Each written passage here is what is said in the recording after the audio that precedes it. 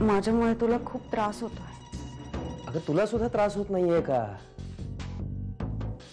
एकमेकांची कौतुक करण्यापेक्षा ना पुढे काय करायचं ते बघा. कौतुक करतायत. हो हो, मी होळकरांना फोन करते. अहो त्या पांडेंनी माझ्या दादाच्या शाळेत एक माणूस पाठवला लेटर घेऊन.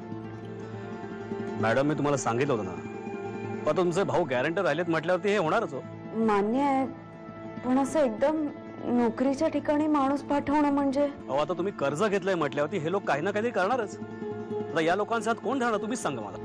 साहेब पण असं नोकरीच्या ठिकाणी पत्र गेल्याने माझ्या दादाला. तुम्हाला कळतंय ना मी काय म्हणते ते. तुम्ही जरा तुमचं वजन वापरलं, शब्द टाकलात तर मेहरबानी होईल. नाही नाही, तुमचा प्रॉब्लेम कळतोय मला, पण ठीक आहे बघू. असं करा, तुम्ही उद्या मला फोन करा. तू भेटला असतास तर. ठीक आहे, उद्या भेटू. तू एक काम कर, उद्या सेटवरच आहे. मी लोकेशनचा ऍड्रेस तुला SMS करतो. थँक्यू पलाश. नमिताचं मन बदलण्याची खात्री तू किटीला देऊ नयेस असं मला वाटतं. ते नमिताला ठरवू दे. काही गोष्टी ज्याच्या त्यालाच कळायला हव्यात ना. आशू, मला काय वाटतं ती नक्की आपल्याला मदत करते. तुझं खरं आहे, पण मी एकटी जाऊन त्यांच्याशी काय बोलू मला कळत नाहीये. अगं आशू, एकटी का? मी नाहीये का? मी येईन तुझ्यासोबत. बाहेरच्या जगात आपण सगळेच मुखवटे वापरतो. मला घरी सुद्धा मुखवटा घालावा लागतो. दादा, तू माझ्याशी सगळं बोलत जा.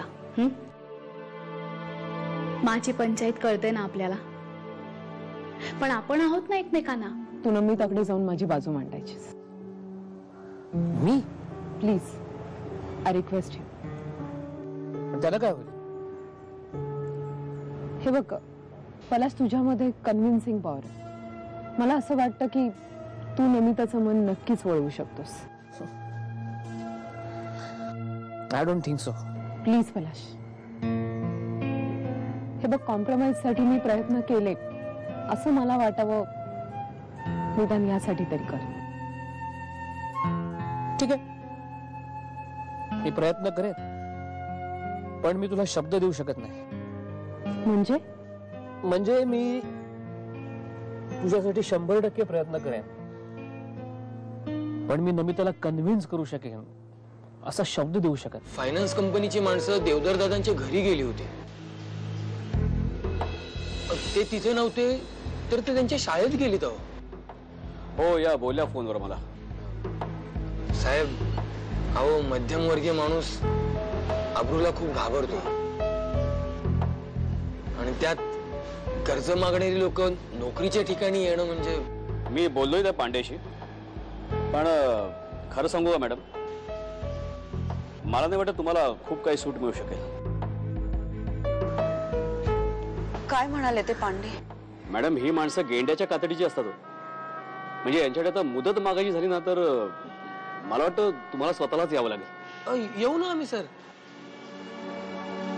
फक्त कधी यायचं ते सांगा. मी असं करतो, मी पांडेला फोन करतो, आपण लगेचच भेटून घेऊया ना. मी जेव्हा तिच्या घरी गेले होते तेव्हा ती ज्या अवस्थेत सापडली त्याला दारू ढोसणं असं म्हणतात.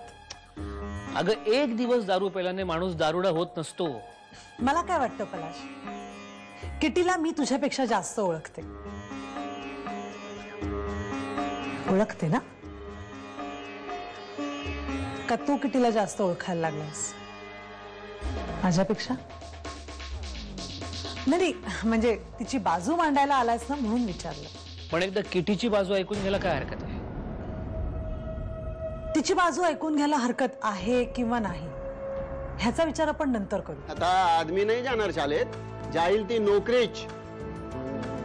अगर 8 दिन में आपने पूरा पैसा नहीं दिया ना तो आपके भाई की नौकरी गई समझो.